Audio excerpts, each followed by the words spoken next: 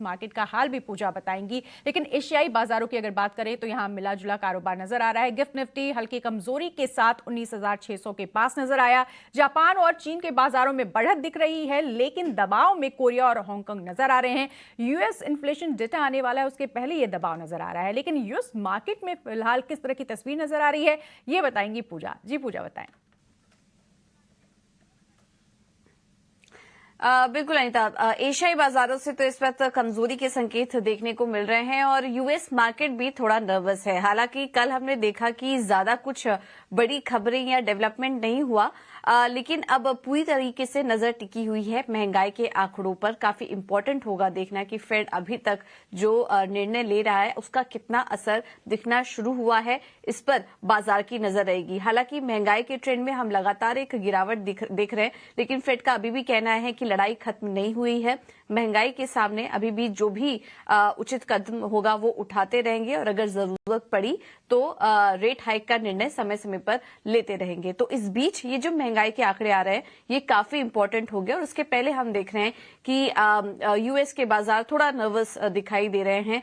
कल भी हमने देखा कि डाउ जोन्स में 190 अंकों की गिरावट देखने को मिली है और इस पूरे महीने, जब अगस्त महीने की शुरुआत हुई तब से महंगाई की ही बात वहां पर की जा रही है। तो इस वजह से हम देख रहे हैं कि अगस्त में यूएस मार्केट चली ही नहीं, वहां पर नेगेटिव रिटर्न देखने को मिल रहा है। अगर एस&पी 500 की बात करें तो करीब 2.5% से ज्यादा की गिरावट देखने को मिली। डाउ जोन्स में अगर देखें तो अगस्त में करीब 1.25% ये इंडेक्स टूटा और सबसे ज्यादा मार पड़ी नैस्डैक इंडेक्स में। कल भी वहां पर करीब 1% से ज्यादा की गिरावट थी और अगर पूरे अभी तक अगस्त महीने में देखें तो नैस्डैक करीब 4% टूट चुका है। तो ज्यादा कुछ फंडामेंटली या कुछ बहुत नेगेटिव खबर नहीं निकल कर आ रही है इस बीच, लेकिन महंगाई से पहले ये नर्वसनेस और प्रॉफिट बुकिंग बाजार में देखने को मिल रही है।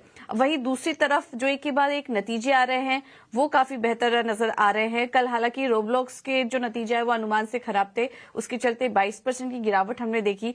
लेकिन मिले जुले नतीजों के बाद डिज्नी के शेयर में 2% की तेजी थी, क्योंकि यहां पर हमने देखा कि ad free Disney plus subscription के लिए अब डिज्नी ने प्राइस हाइक की घोषणा कर दी और जब ऐसा हुआ तो 2% की तेजी वहां पर थी।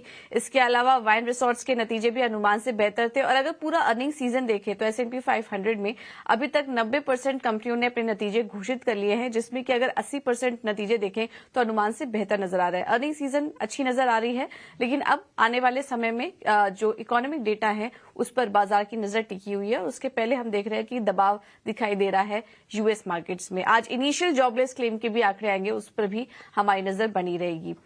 इसके बाद यूरोप के बाजारों से संकेत देखें तो कल की जो पूरी गिरावट थी वहां से अच्छी रिकवरी देखने को मिली है। विंडफॉल टैक्स की बात की थी वहां पर सरकार ने बैंकिंग कंपनियों पर, लेकिन उसमें थोड़ा बदलाव हुआ और जब ऐसा हुआ तो हमने देखा कि जितने भी बैंक थे उनमें भी रिकवरी लौटी और यूरोप बाजारों में भी कल हमने एक रिकवरी देखी। बॉन्ड मार्केट्स और कमोडिटी देखेंगे तो अभी फिलहाल सपाट है और यहां पर भी महंगाई के ही आंकड़ों का इंतजार है और उसके पहले 10 ईयर्स जो यील्ड्स हैं वो 4% के आसपास सपाट हैं। डॉलर इंडेक्स सपाट है। सोने में गिरावट अभी भी जारी है, $1950 के नीचे सोना फिसल चुका है और कच्चे तेल में देखेंगे तो वो जनवरी से लेकर अब तक की बात करें तो अपने ऊपरी स्तर पर कारोबार कर रहा है। यहाँ पर सऊदी और रूस के आउटपुट कटौती की घोषणा के बाद सप्लाई को लेकर चिंता काफी बढ़ गई है, जिसके चलते हम कच्चे तेल में अब तेजी देख रहे हैं। तो ये है पूरा सेटअप और अभी के लिए बात करें तो आज ग्लोबल मार्केट से तो संकेत थोड़े कमजोरी के हैं। कह सकते हैं कि अभी महंगाई के आंकड़े काफी इंपॉर्टेंट होंगे जिस पर कि हमारी नजर रहेगी। उसके पहले थोड़ी नर्वसनेस यहाँ पर दिखाई दे रही है, बट आज भारतीय बाजारों के लिए भी काफी अहम दिन है, उस पर एक बार लौटेंगे। लेकिन सबसे पहले एफआईआईज और डीआईएस के आंकड़े आपको दिखा देते हैं। कैश मार्केट में एफआईआईज की बात करें तो 644 करोड़ की खरीदारी है।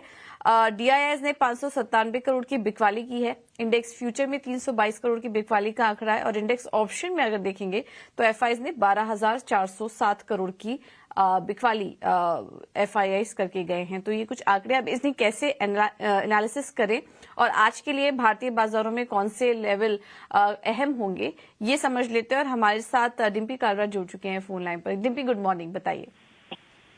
गुड मॉर्निंग पूजा। अगर आप कल भी देखें तो यही बात हमने अभी भी कही थी और ये बात बैक टू बैक ठीक हो रही है कि मार्केट में अभी भी चर्निंग हो रही है। एक और चीज जो कल मार्केट के अंदर ज्यादा नोटिस की गई वो था कि निफ्टी के अंदर तो पुल बैक आया, लेकिन बैंक निफ्टी के अंदर से 44,800 तक ही हम आए।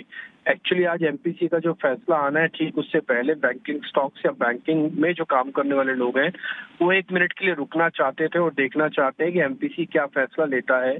शायद उसके बाद बैंकिंग में भी आपको मजबूती या वीकनेस दोनों में से कुछ एक देखने को मिलेगा।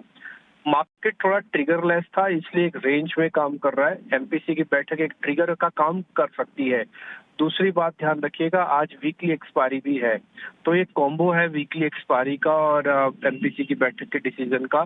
तो थोड़ी बहुत वॉलिडिटी मार्केट के अंदर लेके आ सकती है, यानी कि अपनी रेंज के ब्रेकआउट या ब्रेकडाउन की हम तैयारी कर सकते हैं। रही बात कल के निफ्टी ट्रेड की, देखिए कल निफ्टी के अंदर थोड़ा शॉर्ट्स कवर हुआ है और अभी आप जब एफआईज के नंबर पढ़ रहे थे, सिर्फ एफआईज की बाइंग को छोड़ के ज्यादातर नंबर आपको सेल दिखेंगे। उसकी बड़ी वजह है कि मार्केट के अंदर अभी भी वो कॉन्फिडेंस नहीं है, वो पावर नहीं है। और दूसरा, इंस्टीट्यूशनल की होल्डिंग में कोई चेंज नहीं है। 45% चल रहा था लॉन्ग होल्डिंग्स, उनका अभी भी 45% ही लॉन्ग होल्डिंग चल रहा है। विक्स में कोई चेंज नहीं है। तो मार्केट के 3-4 और इंडिकेटर्स जिसको आप टिपिकली देखते हो, चेक करते हो, तो उनमें इंडिकेटर्स में खास बड़ा चेंज है नहीं। तो इसलिए आज हम 10 बजे से पहले का बाजार अलग तरीके से देखेंगे, 10 बजे के बाद का बाजार थोड़ा हम अलग तरीके से देखेंगे। बट ज्यादा क्लियर पिक्चर आपको बैंक निफ्टी दिखाएगा, क्योंकि उसका अभी ड्यू है पुल बैक। अगर उसको पुल बैक देना है तो बैंक निफ्टी आज 10 बजे के बाद देना शुरू कर देगा। अगर उसको पुल बैक नहीं देना तो फिर वो निफ्टी को भी ट्रैक करके या तो रेंज में ही रखेगा। रही बात ऑप्शंस के अंदर ट्रेड करने वालों की, देखिए सीधा कॉल पुट खरीदना अभी भी खतरनाक है। आज भी इवेंट है, भले आप खरीदे ना, या तो दूर बैठे या तो इवेंट के पार होने के बाद ही कोई ट्रेड लें। और अगर ट्रेड ले रहे हैं तो वॉल्यूम कम रखें। हेज करना जानते हैं तो ठीक है, राइट करना जानते हैं तो और बेहतरीन है।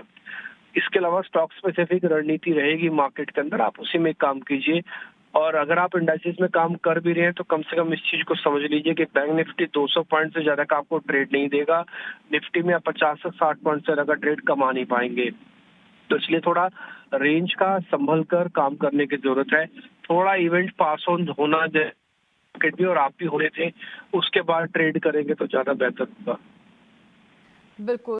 तो डिम्पी का कहना है कि मार्केट लगातार इसी अवस्था में है और इसीलिए संभलने की ज़रूरत है, लेकिन आज सुबह 10 बजे से पहले मार्केट का हाल अलग और 10 बजे के बाद अलग होगा, क्योंकि एमपीसी के फैसले आने वाले हैं और वो ट्रिगर का काम कर सकते हैं। और आपको बता दें, जो सपोर्ट और रेजिस्टेंस निफ्टी के लिए है वो 19,500 से लेके 19,400 का है, और साथ ही रेजिस्टेंस की अगर बात करें 19,650 से 19,800 का है।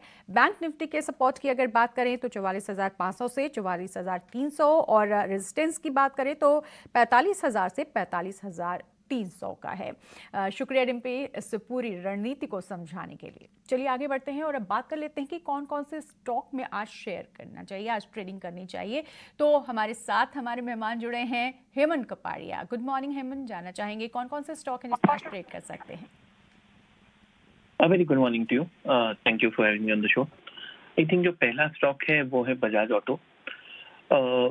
7 ट्रेडिंग सेशन की गिरावट है।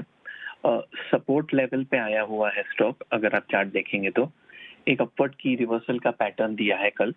बेसिकली एक रिबाउंड, एक बाउंस के लिए ये रिकमेंडेशन है। रिकमेंडेशन की अगर लेवल की बात करें तो 4665 की ये एंट्री रहेगी। आज इंट्राडे बाय कॉल है। स्टॉप लॉस है 4640 और टारगेट है 4715। ये इंट्राडे बाय कॉल रहेगा। दूसरा स्टॉक है वो भी इंट्राडे बाय कॉल ही रहेगा। लॉजिक बहुत ही सिमिलर है। बीपीसीएल वंस अगेन 394 से लेकर ये 356 के आसपास की गिरावट है। सपोर्ट लेवल पे है। हल्की सी पॉजिटिव डाइवर्जेंस है। इंट्राडे चार्ट्स पे मैकेनिकल इंडिकेटर्स बाय में आ चुके हैं। तो मतलब इसमें भी अगर आप देखेंगे तो वही लॉजिक है कि गिरावट है, सपोर्ट पे है, इंट्राडे इंडिकेटर्स पॉजिटिव हुए, एक रिबाउंड की उम्मीद है। तो 360 के आसपास की एंट्री है बीपीसीएल में। 356 का स्टॉप लॉस और 368 का टारगेट है। ये इंट्राडे बाय कॉल रहेगा। बिल्कुल। तो 2 स्टॉक पर खरीदारी की सलाह दे रहे हैं हेमंत, बजाज ऑटो और बीपीसीएल। शुक्रिया हेमंत इस पूरी रणनीति को बताने के लिए और स्टॉक सुझाने के लिए। चलिए